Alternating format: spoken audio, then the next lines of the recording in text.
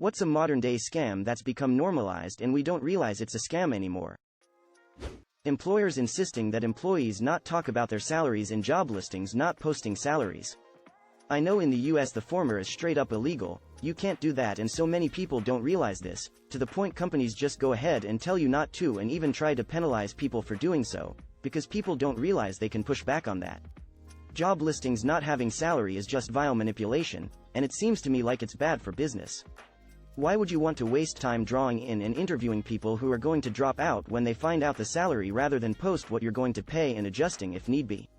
No, wait, I know the answer, it's because they hope someone overqualified will get suckered in and either undersell themselves or go in hoping to get a good raise. Fucking bastards. Hidden fees. Especially in the medical and hospitality industries. Recent legislation called the No Surprises Act attempts to remedy this at least a little bit. Hospitals are now required to post their charges for common services online, among many other things. Credit scores. They started in 1989 and are designed to encourage debt. Can't believe it took so long to scroll to find someone saying this. If credit scores are meant to be a measure of how likely I am to pay off a loan in the future, how come every time I pay off a loan, the score goes down? Surely having many loans already paid in full in my history would be the best sign that I'm a safe bet for future lenders. Oh, but my credit mix isn't as good now, because that matters somehow. Fun fact. This does not exist in Europe, and when I moved to the States, this became one of those Black Mirror is already outdated moments. Not being able to cancel a subscription online. I can subscribe in 5 minutes, but I need to call your service agents and am forced to be rude to them to cancel it because as long as my voice sounds friendly they try to resell the damn subscription. Slightly different thing, but I had to get a new phone plan while I studied abroad. Signed up in the store, 5 minutes with some help from staff because I was not a native speaker of the language. How to cancel after 4 months. Mail them a letter. In 2019, they made me mail them a letter to cancel my phone plan that I had for 1 semester of college. Most insane cancellation policy I've ever seen. Try canceling a gym membership. Some want you to prove you've moved more than 25 miles away before they'll cancel you even when your contract is up. And unless you actively cancel the contract when it expires, they'll automatically renew your contract. The fact that you cannot just buy software now. You buy a subscription and never actually own anything. This. $126 per year to access Microsoft Office for the family now. I used to buy 1 CD and we'd get 3 codes to put on our computers, good to go for years. Resort fees at hotels. Hidden fees in general. I often book rooms on Orlando through online. The resort fees always pop up later, and are so expensive. The $88 room ends up $120. Every time. Find one for $69? $120 in the end, every time. If it ain't the resort fee it's a $20 parking fee. Or both. Everything is a sneaky small monthly subscription. This is getting ridiculous. A one-time payment for an app or game used to be fine. Now you keep paying. Terrible for the consumer. That's the point, unfortunately. Why let the consumer pay once when you can modernize everything and force them to subscribe to use your product? Bonus points for that sweet planned obsolescence that'll force them to toss the thing every year or 2 when it has a software malfunction. Transaction fees when using online banking. I do all the work filling out the form so a bank employee doesn't have to, yet I get charged the same. Admin fees for completely automated services. In Australia, if you use a toll road and don't have a toll account, you get sent a toll notice with an added $10 admin fee. And if you don't pay it within the requested time frame, the admin fee goes up to $20. A $2.50 toll could end up costing you $22.50. Scam. I used to work for a software company that developed the software to renew your license plates online and shit like that for a state. That fee was how the state was paying for the software. Free trial auto renewal subscriptions. I use a privacy.com virtual credit card with a one-time transaction limit and a limit of $1 so that way the charge for the subscription will be automatically declined. Extended warranty. Make sure you read the fine print what's being covered and what is considered void. If it's free though, god damn. I had a TV with a free 2-year warranty and it broke after 23 months. I got a full refund. Raise the price of a product a day before they go on sale so that people think they are getting it at a discount. Now that's actually illegal in Germany since a few weeks. The compare price must be the lowest of the last 30 days. Health insurance plans that charge $500, $1,000 a month just to be insured.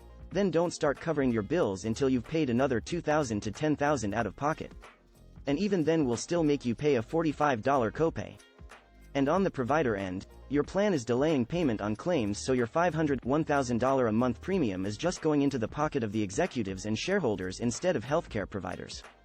And behavioral health claims get most of the abuse, just in case you were wondering why so many licensed psychotherapists opt out of accepting insurance. Buying tech devices, for premium prices, then still having to pay subscriptions to make them actually do what they're supposed to do. Enterprise IT gear is the worst for this. Cisco sells you a firewall for several grand and then charges huge prices for licenses that just unlock hardware features on the device, and then makes you buy support contracts each year if you want updates. Used some software for a couple years where it was a one-time fee. Fine, it was a good deal. Then when I wanted to upgrade 5 years later, they didn't allow me to just pay for the new version, they also wanted me to pay for the previous 5 years of their subscription. Yeah, okay, that's a great way to make sure I never use or recommend you again. Since then I make sure to use open source as much as possible. Service charge for buying cinema tickets online. I've got to pay you to buy something from you? Cinema equals extra charge for using online, bank equals extra charge for not using online. What? It's almost as if they have us by the balls by being the only options available. Medical insurance not covering dental or vision. Like, it's all connected, guys. If you have a badly obsessed tooth, you're likely going to need medical care, even if you have dental that covers the extraction or root canal or whatever. A new ones I'm experiencing is that some preventative tests are covered while others are not. Why don't you tell me that ahead of time and I can decline it? Or just cover everything. I broke a bone at work, they said it was probably soft tissue, and scheduled the MRI for 3 months out. So now I've got an improperly healed bone and nothing to show for it except pain if I move the wrong way. Razor blades. Specifically Gillette. Nearly £30 for 6 of the new ones. I moved to Safety Razor, never looked back. Ticketmaster fees. Free trials that automatically roll over to paid subscriptions. I worked at Spotify and we used to tell customers that it was mentioned in print on the free trial, implying that they're just not reading observantly. But the print is so small, it's almost an afterthought. I felt disgusted when I was there. Imagine blaming the customers. Edit. LPT, cancel your free trial as soon as you get them.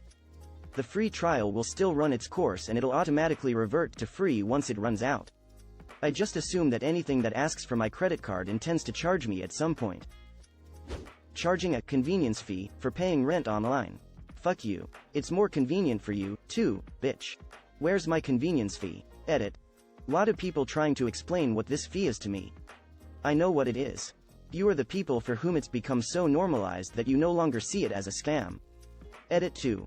The shitty site our property managers use only allows you to pay with a card. There isn't a way to pay directly from your bank account. They charge 2%. People are still trying to explain to me how this cost is to cover the fee the credit companies charge to process payments. That's the scam, but property managers are passing the buck on to their tenants. Instagram influencers using their kids as bait to advertise products. Diamonds. There's loads of them, but apparently they're rare, so sell for major stacks. Diamonds are fascinating. They're kept artificially scarce by the people who own the diamond mines, and they've managed to somehow ensure that there's no market for reselling them. Diabolical. And on top of that, they've convinced everyone that diamonds are the only worthwhile stone, and that only natural, mined diamonds are worthwhile, not fake, lab-grown, real diamonds. There's so many fascinating rocks, and in a number of cases the actual stuff can be grown pretty inexpensively and more environmentally friendly. Many years ago I was reading this story about when Dutch sailors landed at one of the southern coasts of Africa. It was at night when their boats were coming into shore when they noticed something glinting and reflecting light and shining against the moonlight. Not knowing what it was, they stood in amazement looking at the thousands glinting objects.